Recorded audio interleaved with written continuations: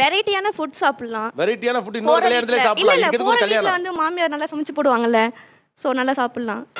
அடங்கொப்பன் தாமரை பரங்கல தலைமுழுக. அதனால புரியல. வேற வீட்டுக்கு போனா மாமியார் செஞ்சு போடுவாங்க. நம்மள ஒரு ராணி மாதிரி பாத்துப்பாங்கல்ல. டெய்லி நம்ம ஃபுட் வெரைட்டியா சாப்பிடலாம்ல சார். ஒரு வீட்ல விருந்து வைப்பாங்க. ஏன்னா மூக்கு புடப்பா இருந்தா சில நேரத்துல இப்படி எல்லாம் யோசிக்க தோணும் கொஞ்சம். ஐயோ ஆமா அதெல்லாம் கொஞ்ச நாள் தான் வைப்பாங்க. இல்ல அப்புறம் வந்து ஹனிமூன் அதெல்லாம் போகலாம். ஜாலியா இருக்கும் சார். அது சீக்கிரமா ஹாப்பனிங்கா இருக்கும். லைஃப் கலர்ஃபுல்லா மாறும். அதுக்கெல்லாம் ஒரு குடுப்பனை வேணும்னே. ஆமாடா. சில தரித்திரம் முடிச்சவனுக்கு அதெல்லாம் கிடைக்காது. ரொம்ப காம்ப்ளிகேஷன்லாம் இல்ல. நிறைய ட்ரெஸ் வரும், ஜுவல்ஸ் கிடைக்கும். இப்படிதான் நான் பிரெயின் வாஷ் பண்றேன். ஆக்சுவலி நான் வாங்கி தரேன். ட்ரெஸ் தானே உனக்கு வேணும், நான் சம்பாதிக்கிறேன், நான் வாங்கி தரேன் அப்படின்னு முடிச்சிருவேன். இப்படி குண்டக்க மண்டக்க பேசினா ஒரு மனுஷன் என்னதாப்பா பண்ண முடியும்பா? அவ தள்ளி போடணுன்றதுக்கு இது ரீசன் இல்ல. 26ல ஏன் பண்ணணும், நான் 28ல பண்ணிக்கிறேன். இவங்க குடுக்குற சர்க்கிள்ல அவங்க உட்கார